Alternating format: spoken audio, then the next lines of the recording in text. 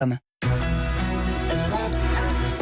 est 7h53, un livre pour l'été. Nous arpentons les rayons de la librairie Mola à Bordeaux. Bonjour Stéphane Place. Bonjour Pierre, bonjour à tous. Aujourd'hui, on s'arrête sur un roman qui nous ramène à une période très sombre qu'a traversé l'Algérie il y a 30 ans. Une décennie noire qui a ravagé le pays, qui a eu des répercussions sur le sol français. La guerre est une ruse est le titre de ce livre. Fin des années 80, début des années 90, l'Algérie connaît une ouverture démocratique, du moins sur le papier. Elle va tourner court, les généraux algériens vont assez rapidement clore cette parenthèse après la victoire électorale du Front islamique du salut. Proclamation de l'état d'urgence, arrestation, torture, enlèvement, attentat, une spirale de violence s'enclenche, une guerre civile qui va ravager le pays pendant une décennie.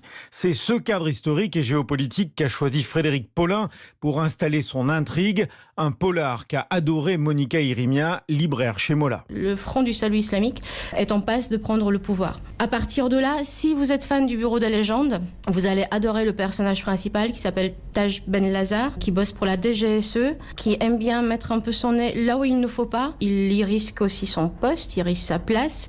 Les esprits fragiles doivent s'abstenir parce qu'il y a des scènes de torture et des scènes de violence qui sont assez impressionnantes. La force du livre, c'est qu'il nous permet de se poser et d'essayer de comprendre en prenant le fil historique, le fil factuel des choses. Ce n'est pas un roman qui justifie quoi que ce soit, c'est un roman qui explique, comme un professeur d'histoire expliquerait à ses élèves, mais avec un style et une gouaille, une écriture qui vous embarque dès les premières pages. N'ayez pas peur, si vous ne lisez pas de polar géopolitique ou de polar historique, ça n'a aucune importance.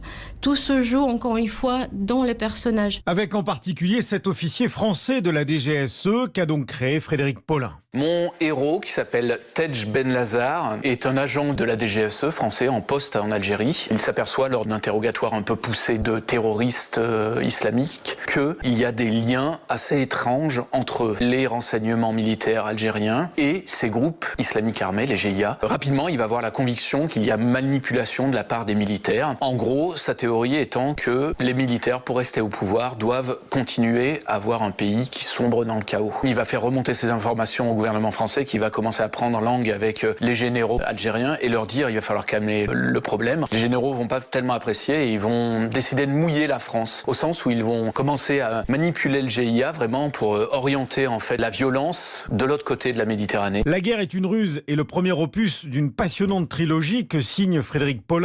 Elle se poursuit avec le tome 2, Les prémices de la nuit, et se conclut avec le tome 3, La fabrique de la terreur, paru il y a quelques semaines. Merci Stéphane Place, à demain pour un autre livre.